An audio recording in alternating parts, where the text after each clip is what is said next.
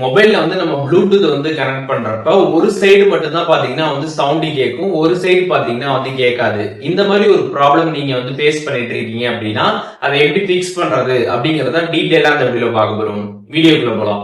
மொபைலில் இருக்கக்கூடிய settings app வந்து ஓப்பன் பண்ணிடுங்க. ஓப்பன் பண்ணிவிட்டு அதில் அக்சசிபிலிட்டி அப்படின்ற ஒரு ஆப்ஷன் இருக்கும். அந்த ஆப்ஷன் வந்து கிளிக் பண்ணிடுங்க.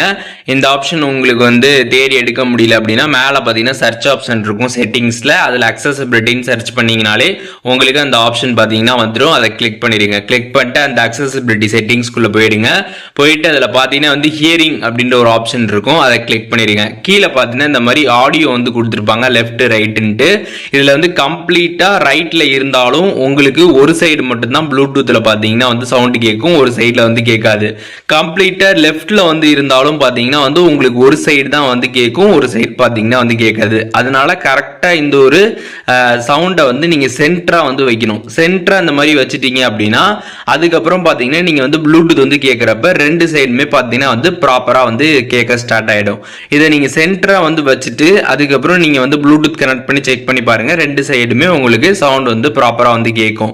இது சரி பண்ணியுமே உங்களுக்கு வந்து சவுண்ட் வந்து கேட்கல, திருப்பியும் ஒரு சைடு தான் வந்து கேட்குது, ஒரு சைடு கேட்காம இருக்குது அப்படின்னா கண்டிப்பா வந்து உங்களோட மொபைல்ல எந்த விதமான ஒரு ப்ராப்ளமும் கிடையாது, உங்களோட ப்ளூடூத்ல தான் வந்து ப்ராப்ளமா வந்து இருக்கும்.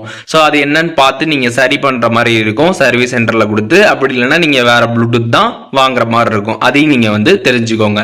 ஸோ இப்போ எப்படி வந்துட்டு இந்த ப்ராப்ளம் சால்வ் பண்றது அப்படின்றதுக்கான டீடைல்ஸ் தெரிஞ்சிருப்பீங்க. இதுல எதுவும் டவுட் இருந்துச்சு அப்படின்னா கமெண்ட்ஸ்ல மென்ஷன் பண்ணுங்க, நான் எல்லாருக்குமே ரிப்ளை பண்றேன்.